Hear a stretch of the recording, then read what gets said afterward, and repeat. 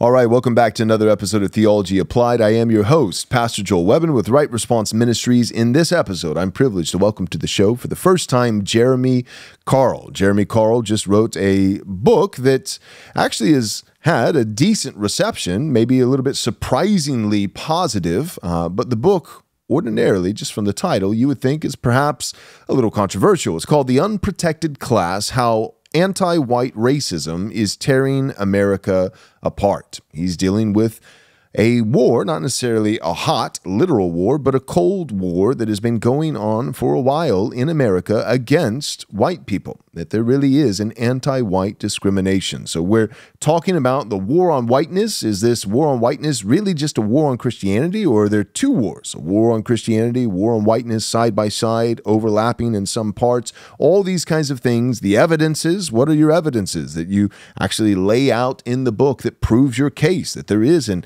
anti-white discrimination? This is what we discuss, as well as solutions and predictions. It's a fun episode. I hope you enjoy. Applying God's Word to every aspect of life. This is Theology Applied. All right, welcome back to another episode of Theology Applied. I am your host, Pastor Joel Webben with Right Response Ministries, and in this episode, I'm privileged to welcome to the show Jeremy Carl. Jeremy, thanks for coming on. Thanks so much for having me, Joel. I'm really looking forward to our conversation. Me too. So real quick, give a little bit of background. What do you do for work right now? Where have you been? Where are you going? Sure. So I'm a senior fellow at the Claremont Institute, which is a big public policy think tank. It's actually based out of California and Texas, kind of the headquarters, but I work out of my home in Montana. Prior to that, I served in the Trump administration. I was the Deputy Assistant Secretary of the Interior. President also later appointed me to the National Board of Education Sciences. And prior to that, I worked for many years at the Hoover Institution at Stanford University as a research fellow, and that's a conservative public policy think tank. And, I have a record going back further than that, but that's probably good enough for our discussion today. Great. So the main reason that we're having you on the show is because you wrote kind of just a vanilla, bland book, no controversy at all, just basically suggesting that there might be a smidge of racial prejudice against white people, right? I imagine the feedback has been just a universal applause. How's that been going for you? It's actually, surprisingly, ironies aside, it's been surprisingly good. And it's interesting because I've been hit from the left a lot before. I mean, when I was in the administration, the Washington Post, among others, and several members of Congress expressed their displeasure with my existence. So I figured that as soon as I released my book, The Unprotected Class, How Anti-White Racism is Tearing America Apart, that I would get an avalanche of criticism. And I'm sure that the left is just kind of putting together the dossier to hit me. But actually, the great thing has been it's been reviewed both in formal reviews and in customer reviews. It's been kind of shockingly good feedback. And I like to think it's because I know that this was a sensitive subject. And so it was provocative enough. I really tried to stick with a just the facts, ma'am type approach. I've got like almost 1,000 references in there, and I didn't try to exceed my brief I just made my case. And so I think it's a little bit hard to hit. And so that's been actually a really pleasant surprise. Good. Well, let's start with the facts. What are some of the things that you lay out in the book as evidences that they're actually not even just in a social, cultural sense, but on the books, maybe legally, or maybe, standards for universities or SAT scores? Or what are some of the actually etched out on paper biases against white people in America? Yeah, well, let me kind of give you, I'll kind of start out with the formal things and sort of the way my book is structured. And then I'll get into a couple informal things that I think sort of illustrate it nicely. So the formal things, my book is sort of structured that I kind of give a lay of the land. I then talk about existing civil rights laws, because I think it's very hard to have this conversation without at least a little bit of familiarity with that. And then I look at 11 different subject areas, and I look at everything from the church to the environmental movement, to the military, to the healthcare system, to big business, to immigration. And for each of these chapters, I kind of sketch out a brief of exactly how anti-white racism and discrimination works. I sort of tie that all together.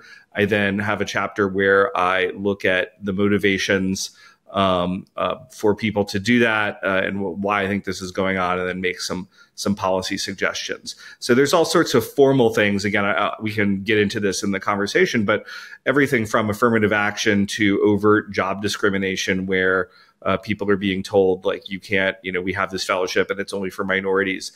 This sort of thing is epidemic, and I kind of document a lot of this in the book, but I'll give you kind of two informal things that I think illustrate this very nicely. And the first is a kind of flight from whiteness that we're seeing in self-identification. So since the 2010 census, we've had almost a doubling of Native American population, according to the census. And we had a collapse in the white identifying Hispanic population. Now, this was not due to the deaths of millions of Hispanics or the fact that Native Americans had a big baby boom. It's because people are increasingly realizing that it is incredibly advantageous to identify as something other than white in America. And so I document this, I lay it out in a great deal of detail in the book. And then the second kind of informal thing, which I think kind of just illustrates the cultural zeitgeist a little bit. The original title that I had for this book was "It's Okay to Be White." And that was kind of a snappy little title. And I actually had my editorial kind of directors, they got behind it. And then we were told by the sales staff, ultimately, after it had been agreed to for months, that, yeah, we can't sell a book with that title in Walmart or Costco, so you're going to have to change the title. So you changed it and got back to them and said, all right, fine, I concede. We'll call it "It's Good to Be White," in the same way it's good to be black, or good to be, because it's more than just okay. It's not just permissible. God made you this way. It's wonderful. So it's good to be white. And that's what you went exactly. with? That's what I could have done. But you've hit on the core thing, right? Which is, of course, it's okay to be black. It's okay to be Hispanic. It's okay to be Asian American. But when you say it's okay to be white in our current context, our current cultural context, this is a provocation. I might as well put on my KKK hood. And so I think that tells you a lot about where the culture is today. Yeah, great point.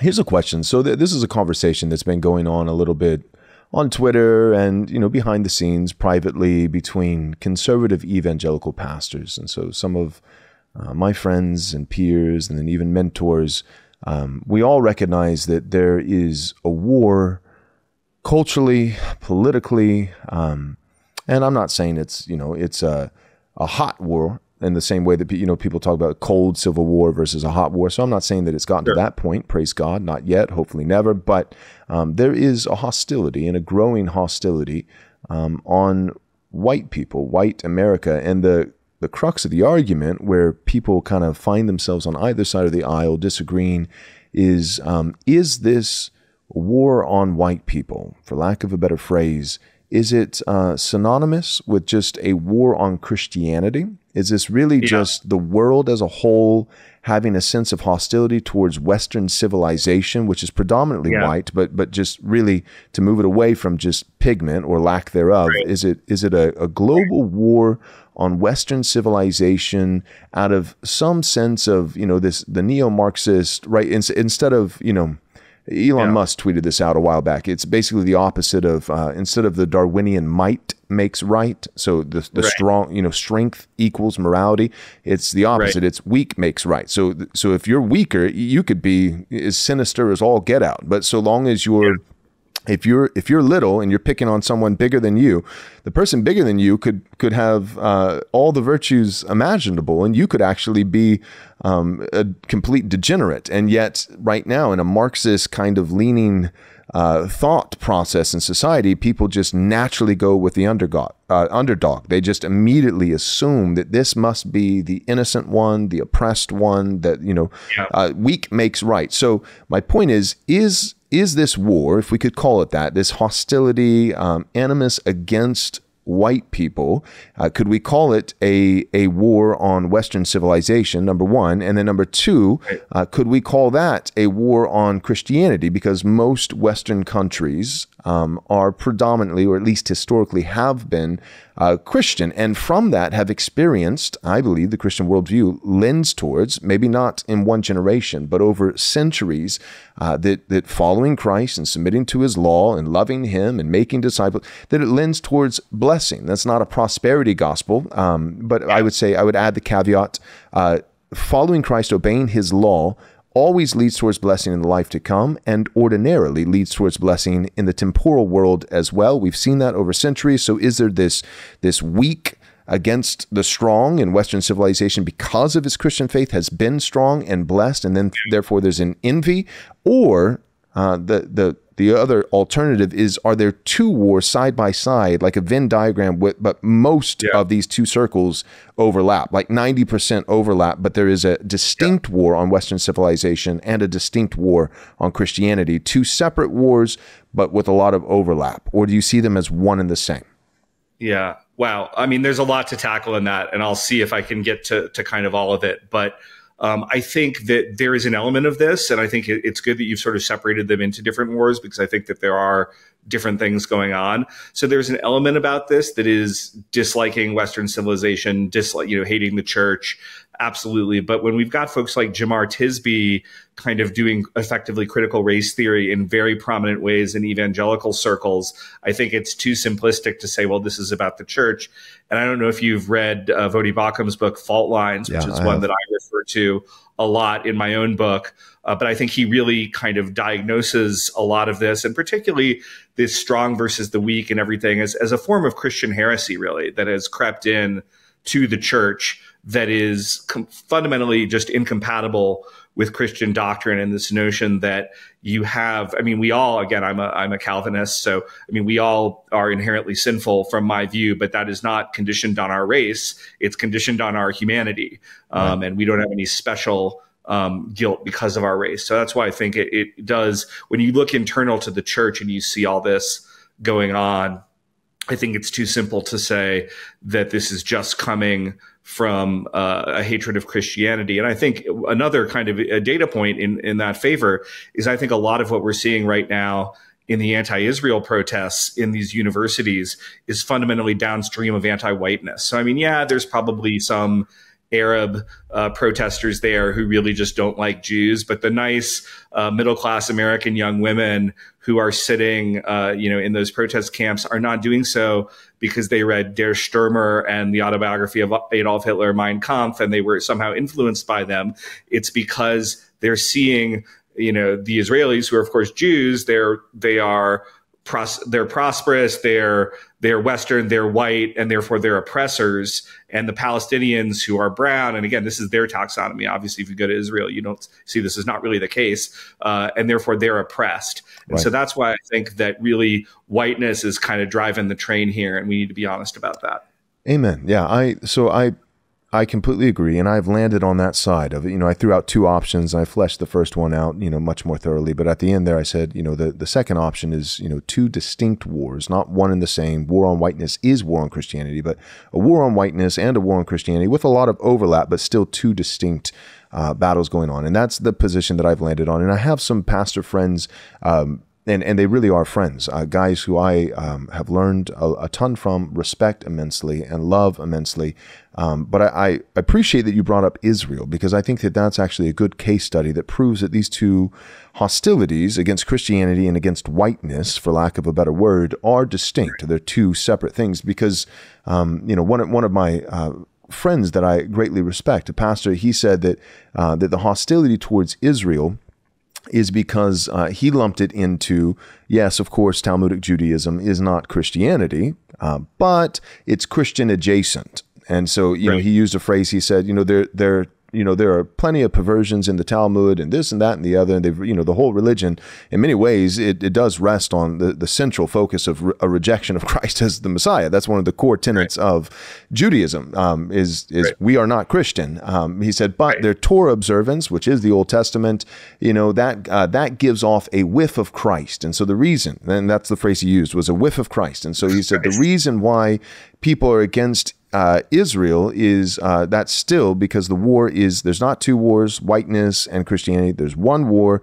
It's against Christianity, and the hostility towards Israel is because they're also lumped in as Christian adjacent. Whereas I feel like it's a lot easier to argue that Israel, if the hostility towards Israel, number one, I think Israel is perfectly capable of garnishing enemies all on their own, just for themselves. Number two, and that's a longer conversation that we don't have to go into. But number two, if there's any kind of tandem, latching on, I feel like it would be that Israel, although they don't necessarily every, Jew having white skin, I think that there's more, it's an easier case to make for Israel being white adjacent than Christian adjacent. That they, that they're lumped in as Westerners, that they're lumped in as the American outpost in the East. Don't you think? No, I 100% agree, and obviously that's why I brought it up. I think it's just a compelling refutation of the notion that this is really all about Christianity, and I've heard the same thing from some pastors. I'm not nearly as versed in this, obviously, as you are, but I still, I do pay attention to these debates online and elsewhere. And I think part of the reluctance to do this in the church is because confronting race within the body of Christ, it's messy, right? Like, we don't want to have that there. We want to pretend that we're all just as unified as we can be, despite our denominational differences and everything else. And to kind of understand that there are some people who are really undermining the gospel, maybe not even with malicious intention. Okay. I mean, I think most of them not with malicious intention, but fundamentally, like, that's what they're doing in promulgating these doctrines about essentialist white guilt and systemic racism and et cetera, et cetera.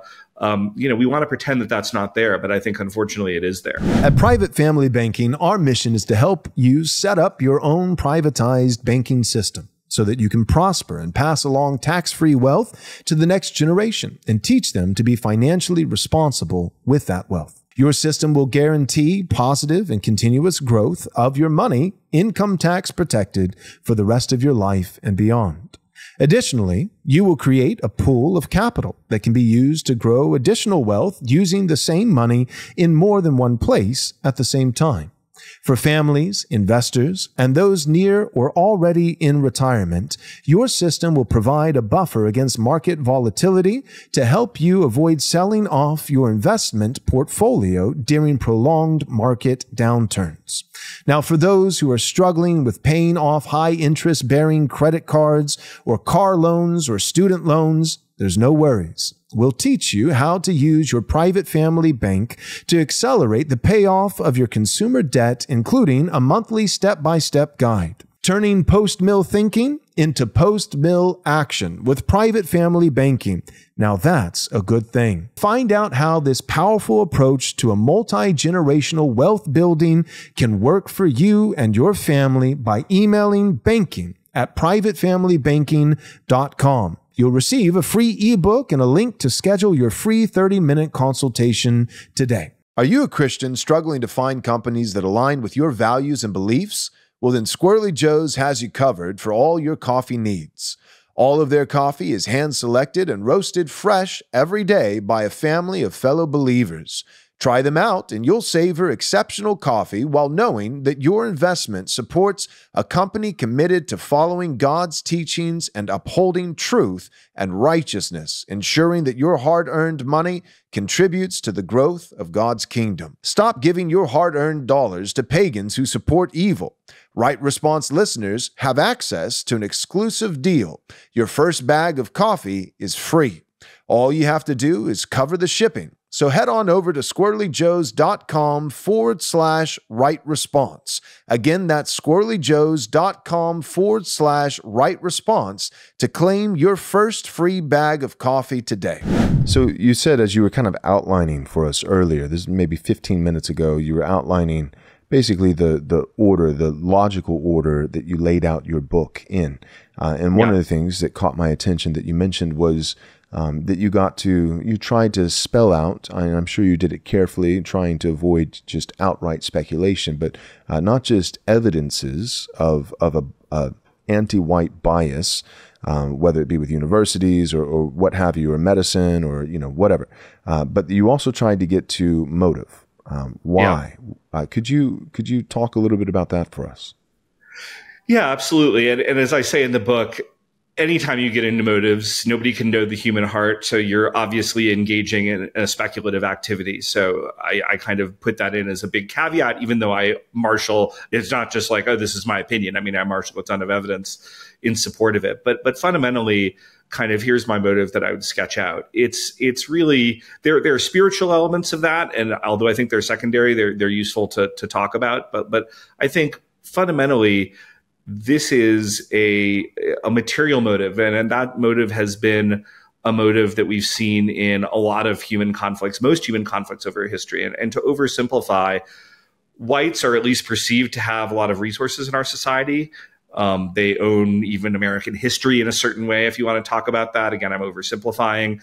Other groups want those resources. But in 2024, you don't come up to somebody and just say, hey, I'm taking your stuff. Right. Like, that's not seen as acceptable. So what you have to have is what the mid-20th century sociologist C. Wright Mills, who's a very famous sociologist, called a legitimating ideology. So a legitimating ideology is an ideology that you create that justifies kind of doing whatever it is that you want to do, at least in your own mind and to your supporters. And so the legitimating ideology is you have all that stuff, white people, because you have white privilege, systemic racism. We talk about critical race theory. If you object to that, it's white fragility. Therefore, justice demands that we take some of your stuff, and that is ultimately the driving motivation of what the conflict is that we're seeing. And again, I lay out the evidences for that in my chapter. That has been my inclination as well. That Marx in his concept, he primarily rooted it in economic class, and the bourgeoisie, versus the peasant and the working class. And that just doesn't seem as though it's conducive for a place like America, especially when you think of the 1900s, and the 50s.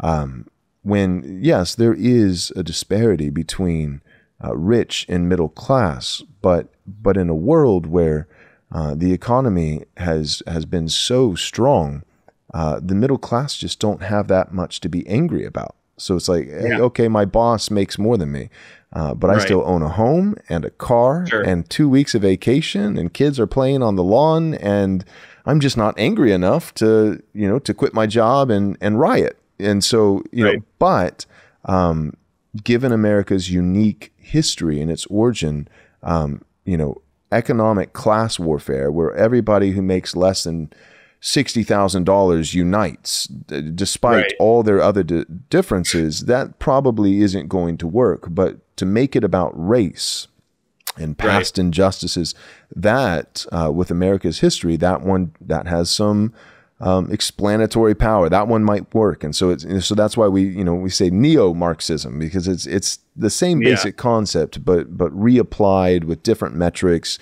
And that has seemed to be the play. Is I can't just walk up and say I want your stuff.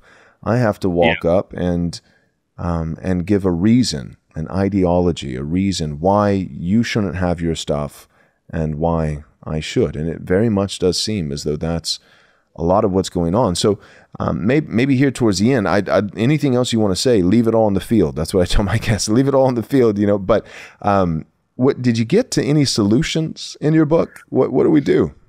Yeah, absolutely. I mean, nobody wants to just hear somebody complain and say, oh, well, here, let me tell you how awful things are, and let's just trust in Christ for the next world. And in this world, it's all completely hopeless.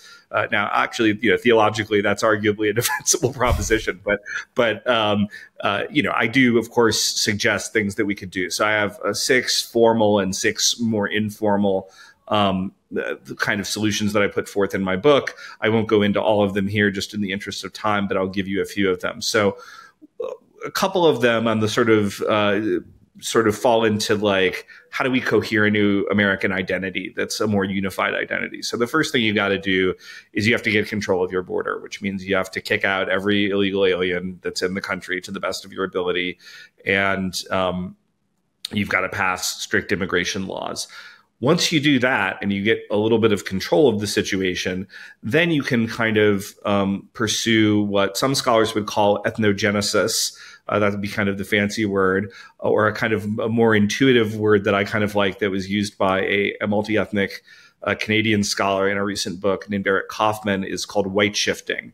And what is that? Well, white shifting is the notion that you've got a lot of groups that we were talking about adjacent, white adjacent or Christian adjacent in this country. So you have groups, very large groups like Hispanics, that are overwhelmingly predominantly of European ancestry, although not universally. Now, Hispanic is just a artificial category that was created by the left for the 1980 census. It wasn't, of course, that they didn't have a distinct identity as a people to some degree before then, but we lumped them in. A lot of them would have kind of considered themselves white at that time. And in fact, even on the census today, still a lot do. So you take them, and a third of them are marrying non-Hispanics, whites. So you've got lots of cultural mixing going on there. And I think, are you down in Texas? Am I remembering that correctly? So you see a lot of that. I mean, when I went down to San Antonio about a month or two ago, I mean, I really saw a lot of that kind of mixed majority culture really very visibly, in Texas. So, but beyond that, you've got Eurasians and other groups that have a lot of affinity for kind of what we're just going to oversimplify and call white culture, or even sort of mono-ethnic people who don't have any white background at all, but just kind of feel a great affinity for America's history and traditions. If you sort of lump all those groups together and you sort of change laws around how people categorize themselves and stop encouraging people to identify as things other than white, you could imagine the development, in conjunction with getting control of the border, of a new American majority ethnicity. That's what we call ethnogenesis or white shifting. So that's a couple things. Then I'd say beyond that, we've got to look at really fundamentally reformulating civil rights laws. And some of the progenitors of mine who've written in narrower but adjacent areas to this book, I think this book is the most expansive look at these issues that's really ever been done. But they kind of, some of them like to kind of really go after the Civil Rights Act. And I actually don't do that. I think it was a very blunt instrument that was used to solve a very real problem in 1964. But I would say that we are as far away from that as they were from the Wright brothers in terms of time frame. And we don't have the problem today of people not being served at lunch counters. We've got the problem of being told, like, you can't get this job because it's reserved for a non-white person. So we need to restore freedom of association. We need to kind of basically reformulate in some very fundamental ways our civil rights regime to fit the problems of today. And I think one of the ways that finally you get there is ultimately lawfare. And there's some friends of mine over at America First Legal in DC, which is Stephen Miller's shop. Stephen Miller was kind of Trump's right-hand man at the Domestic Policy Council. So you basically are taking these things that are being done right now. There is all sorts of racial discrimination going on against white people that's just facially illegal, hiding in plain sight. Nobody's really challenged it. They're now suing over this. And in most cases, they're winning because they have the law actually on their side. So I think those are some of the things that I would do to kind of try to address the problems that we're looking at today. Yeah, that's very helpful. Yeah, I know exactly what you're talking about. I read, like everybody else in the entire world, we all read Christopher Caldwell in The Age of Entitlement, which was fantastic. I read that back in, I think 2021, a couple of years after it had come out. And it was, eye-opening. It was really helpful. And but even, I agreed with the majority of what he wrote.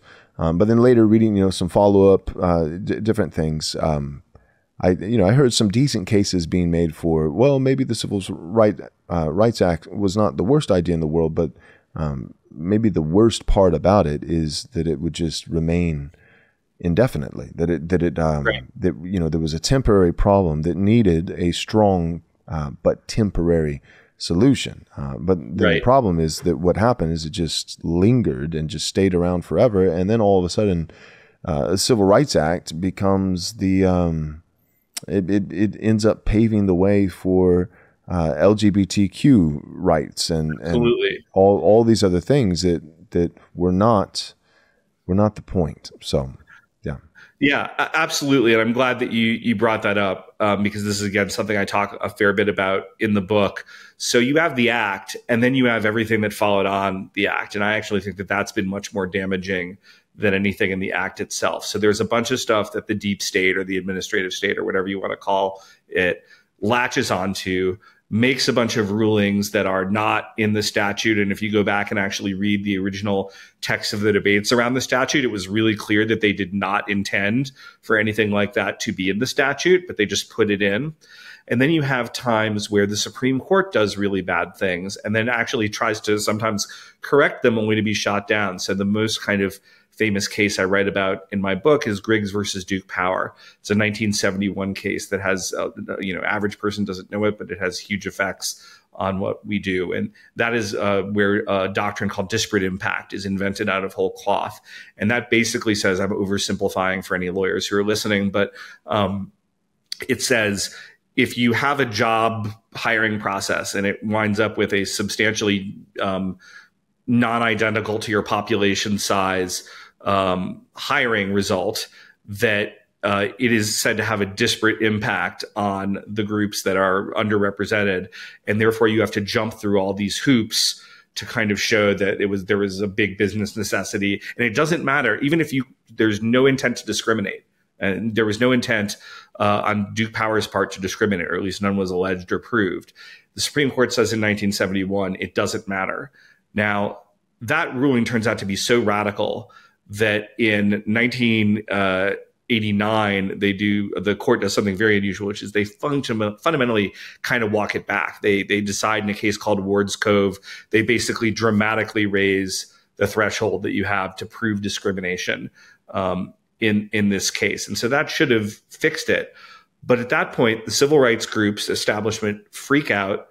The older Bush administration, so not Bush Jr., but his dad, who's just kind of a weak sister, unfortunately, although well-intentioned in some ways, caves under public pressure. And they end up effectively putting Griggs versus Duke Power in a statute so that it passes as part of a Civil Rights Act of 1991. And so there's all sorts of follow-on things like that happen that were not part of the original civil rights struggle that have been incredibly destructive in terms of kind of getting rid of racial preferences in this country. I see. That's helpful. Okay. Well, maybe for the rest of the episode, I would just be curious to hear, and again, leave it all in the field if there's something you want to go back to or something else from the book that you want to discuss. But I'm curious to hear, we've talked a little bit about evidences of an anti-white discrimination. We've talked a little bit about motives for why. We've talked a little bit about solutions and how to fix it. Maybe predictions could be fun. Yeah. What are we going to get out of this easily, or I kind of have the sense that things may get a little bit worse before they get better for America. And then with that, we're in an election year. I actually think, by golly, Trump could win. And and I'm just wondering how much of the country will be left after, most of it burns down, when the election results are announced. What do you predict? Let's do it like this. Let's do short term and then long term, relatively long, meaning, 5, 10, 15 years. But, over the course of this year being an election year, what do you see? How do you see things playing out? And then over the next 5, 10 years, do we get better with race relations in our country? Do they get worse? What are you predicting? Right Response Ministries 2025 conference is a go. This is 3 days, full jam-packed conference with 8 main sessions, 3 to 4 hour-and-a-half long panels, and an all-star super-based lineup of speakers, 15 speakers in all. Who are they? Steve Deace, Jeff Durbin, Orrin McIntyre, Stephen Wolfe, Brian Sauvé, Andrew Isker, John Harris, Eric Kahn, A.D. Robles, Dan Burkholder, the Christian Prince himself, Dusty Devers, Ben Garrett, Zachary Garris, David Reese, and yours truly, Pastor Joel Webbin. Again, this is April 3rd, 4th, and 5th. 2025, and the early registration is open right now. This is the longest conference with the most speakers we've ever offered, and yet it is our all-time lowest price. The early registration available today is only $140 for an adult. So go to rightresponseconference.com. Again, that is rightresponseconference.com to register right now, because the early registration will not last long. Are you a beef jerky enthusiast? Well, then stop it. Seriously, stop it. Because Biltong is superior to beef jerky in every single way. It's a traditional South African meat snack, but it's free from all the preservatives, the sugar, and the soy. It's like the wagyu of jerky. Now, here's the exciting news from Farmer Bill's Provisions. Farmer Bill's is introducing their brand new product line for your enjoyment. We've got right here the traditional beef slab. You've also got, if you want a smaller portion, you've got the slices. It's just as much meat, but you're able to eat it in increments. This is for yourself as an individual, or maybe for you and your family, your kids. Then you've got the meat sticks. This is what, if you're a working man, you want a snack to keep in your pocket to eat, before lunch or something like that, grab one of their beef sticks and take it on the go. Lastly, you got to check out the tallow. For all the moms out there, my wife, she swears by this. Many women in our church say that it's a fantastic product. So don't waste any more time. Go to farmerbillsprovisions.com today to support a Christian-owned small business. And while you're at it, go ahead and subscribe so that you can save on multiple options and ensure that you and your family will never be without your favorites. And the last thing is this: if you want to get 15% off your purchase, all you got to do is type in the promo code RightResponse. Again, the promo code, type in RightResponse. So visit farmerbillsprovisions.com today and get 15% off your purchase. Well, the Nobel Prize-winning physicist Niels Bohr said prediction is always difficult, especially about the future. So I want to caveat everything I say with that. I don't have a crystal ball. I can read the Bible and tell you how things will eventually end up. But, I don't know in the sort of near term how things are going to end up in America. But I would say I wrote this book to kind of head off or do whatever small part I can play in heading off a calamity. And in fact, I kind of end the first proper chapter of the book to say, hey, look, we have a lot of history that we can look at of multi-ethnic democracies that start fighting a lot around race, and it does not end well in 99% of those cases. So we need to kind of reorient ourselves pretty fundamentally.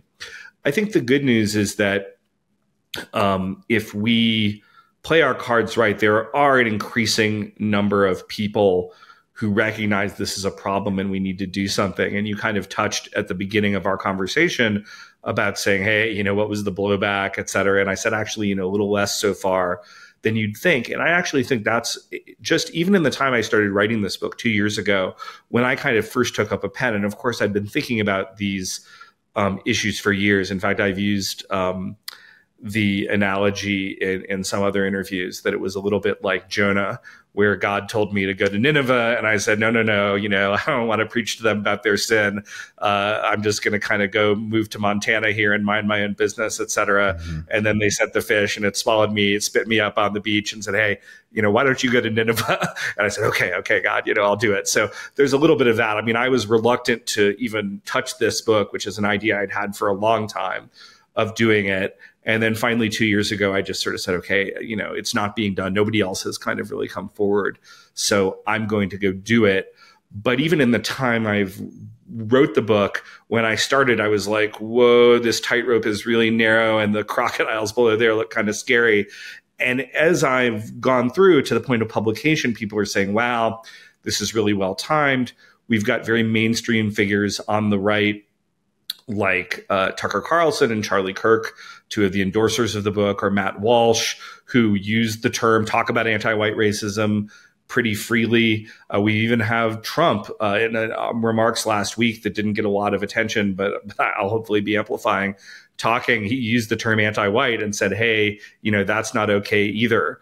So I think the kind of cultural zeitgeist, if you will, around these issues is changing. and broadly, that's a good thing. So I think if we've got some people of goodwill, and again, I've got a multi-ethnic kind of cast of endorsers of this book. If we can get them all together, I think we can head off the worst. On the other hand, and I kind of tend to agree with you that in the short term, it's going to get worse before it gets better. We're going to have to, there's no way to run away from the conflict. That's why I wrote this book so directly. We're going to have to meet force with force. And I don't mean that in a physical sense, but in a kind of metaphysical sense. I kind of, again, I use in the book the idea of mutually assured destruction, which is a Cold War analogy. So that was, the Soviets weren't going to attack us because they knew they'd be obliterated. So right now, the racial dynamic is the left just uses racism regularly. They attack white people and they attack particularly white conservatives with, racist things, et cetera, et cetera. And we kind of tend to respond pretty limply, or at best, we sort of put in gauzy rhetoric about all people being created equal. What we've got to convince them is white people and people who are allied with equal justice of all races need to make it very clear to the left that when they engage in these type of tactics, it's going to be very politically painful for them. And I think that's when things stop and not a moment before. Yeah, I think you're right. Political will. We saw that in real time. We got a front row seat. We watched it with COVID. The science didn't change. The political science changed. Right. America was done with the mask mandates and the vaccine mandates. The moment that the American people, it had nothing to do with the virus changing or going away. We were done the moment that the American people said, okay, we've had enough. We're done. Yeah. And then it was done. Just like that. Political will is a very powerful thing. The problem is that the right, at least the recent right, I think neoconservative right, maybe not paleo-conservatives once upon a time, God bless them, wish they were still here, but the neoconservative doesn't have a lot of political will. Jeremy, I don't know if you're aware of that, but conservatives, I mean, they do have a lot of motivation and energy to do one thing, and that is to seize defeat out of the jaws of victory. They're like, let's do it. I even with the protest about Israel on Columbia and different Ivy League colleges and universities. It's like, okay, so there's the leftist LGBT purple haired 22-year-old girl for Palestine. Right. And then there's the Marxist university that hates me and my posterity.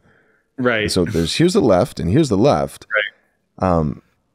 It's like we finally got them. Like they're getting themselves. Right. They're shooting themselves, and the right's like, not if I can help it. Let us step in and save our enemy. Like I'm like, what is going on? I don't get it. I couldn't agree with you more. I mean, both with the specific example that you just cited, where I'm in that meme that you'll sometimes see on the internet of "let them fight." Yeah, let them fight. Yeah, we don't need to get involved in this at all, and it's to my great frustration that we are. I'm also just frustrated, of course, with the spinelessness and weakness of our elected leadership. To begin with obviously some honorable exceptions. Folks who are familiar with Claremont know that we've really been on the leading edge of the fighting. We of all those think tanks that would be anywhere near respectability in the country, I think we are unquestionably the most hard-edged and willing to kind of engage in those fights. And I'll give you a trivial example. From COVID, which you just cited, and when suddenly people decided that it was enough and it changed, a judge, the airlines just kept doing those mask mandates forever. And a young federal judge who'd been trained in Claremont's programs, who's 34, I think she's the youngest woman on the federal bench, kind of said, no, you know what? Like she gave a long constitutional ruling, very smart. I think she was like a Yale law grad or something, but this is not constitutional. Mask mandates are over. And as soon as that ruling came down, all of a sudden everybody kind of did the right thing, which they kind of wanted to do anyway. Right.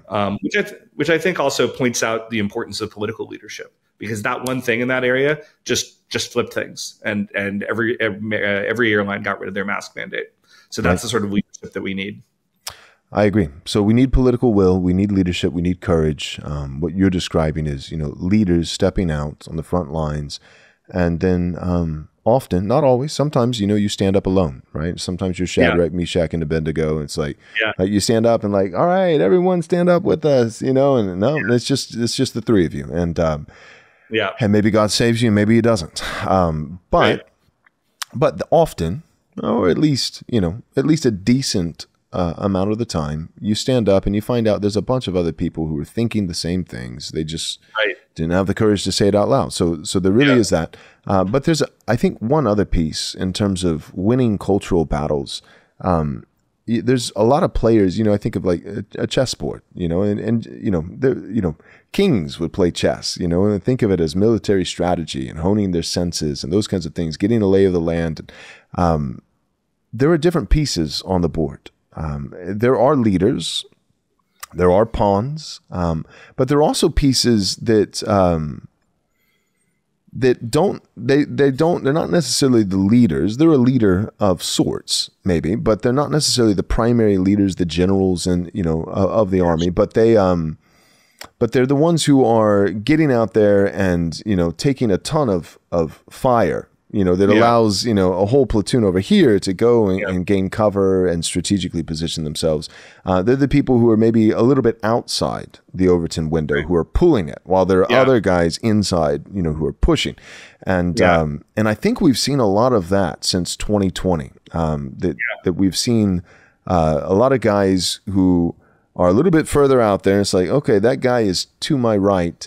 But one of the things, two things. One, I think the right often hurts itself by not having the political will, or not just letting their enemies fight, like we already said, grasping defeat from the jaws of victory. But another way is, I think the left has a better understanding of strategy when it comes to using their radicals.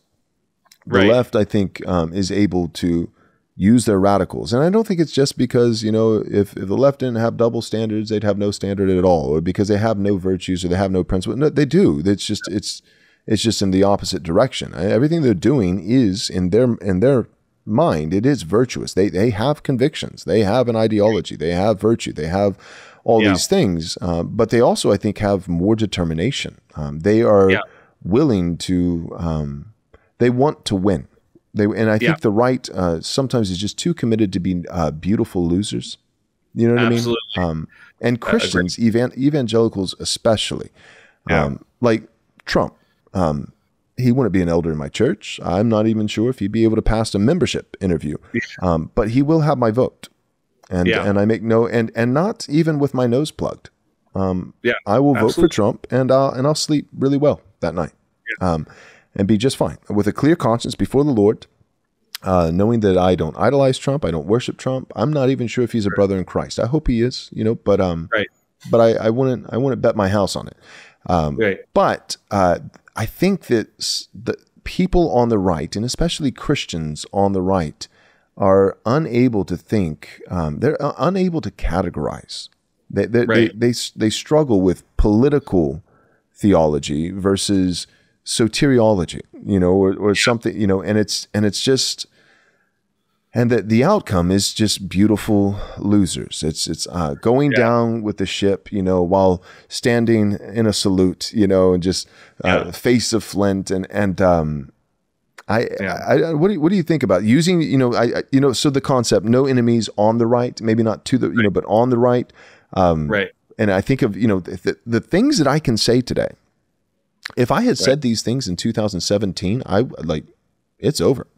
I would have been, and the point that you made, when you started the book 2 years ago, you were pretty nervous. When it came closer to publication, you're like, hey, this might land okay. And then it landed better than okay, it sounds like. You'll get pushed back, but there's been a large positive reception. And so things have been moved. But part of the reason they've been moving is because of your strategic radicals. The left has them. The right has them. You don't have to agree with them. So I'm not saying somebody says something and you have to retweet them and say, somebody says Adolf Hitler was the last Christian prince. I agree. You don't have to do that. But the right, I feel like we shoot our own far more than the left. Any thoughts on that? That no enemies on the right kind of political strategy and idea? No, I absolutely agree. And you cited the phrase beautiful losers a couple times, and perhaps not coincidentally, it's a title of a book of essays by Sam Francis, who was a really powerful conservative political theorist who had a lot of stuff that was outside the Overton window, not even all of which I agreed with, but, a person who 30 years ago in that book really kind of diagnosed a lot of the problems that conservatives had, their lack of fighting spirit, their kind of fixation on essentially being beautiful losers. And the subtitle of that was Essays on the Failure of American Conservatism. So to write that book in 1992 and unbelievably kind of published by a mainstream university press at the time that he wrote it was indicative that the right has had this problem for quite a while. And I think absolutely your point is well taken on radicals. And it's one of the reasons why it was so important, and I said so at the time, I was even quoted in major news outlets, the importance of Elon taking over Twitter, because what it allowed to do is a lot of these voices that are well to my right. I mean, I'm like, actually, like what I'm asking for is very mainstream here, like I'm not asking for 1,000-year American Reich or something really weird, right? I'm just saying, hey, we should all be treated equally.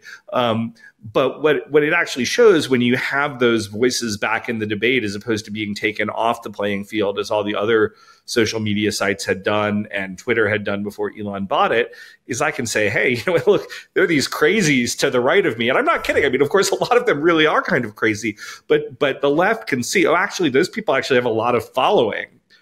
Maybe this Jeremy guy, he actually isn't so crazy after all. Maybe we could do business with him, because it's a lot more preferable to compromise with somebody who's saying what he is than trying to, compromise with the totally crazy nutcase over there on the far right. And I'm not, of course, saying that everybody to the right of me falls into that description. There's a lot of good friends of mine who are probably maybe not that many to the right of me. I'm pretty conservative, but there's certainly a lot of people out there who certainly have much more radical political prescriptions than I have, and just even making them visible on X/Twitter has been enormously helpful. And again, we just need to get much smarter. We need to get much tougher. I kind of echo all your comments about Trump. And again, it's sort of like Trump loves winning and he hates losing. And, for whatever his moral shortcomings, that matters a lot, because the right needs a lot more of that mentality rather than the beautiful loser mentality. Right. Okay. Well, here we are at the end. Any final thoughts for the listener? No, I mean, I just thank you for having me on. Again, the name of the book is The Unprotected Class, How Anti-White Racism is Tearing America Apart. You can find me on X/Twitter at RealJeremyCarl. You can find me on Substack. I have a Substack called The Course of Empire. And I guess I'd kind of make the pitch to your listeners. The book has gotten a great reception. The sales have been better than I could have possibly hoped for. So that's been really gratifying.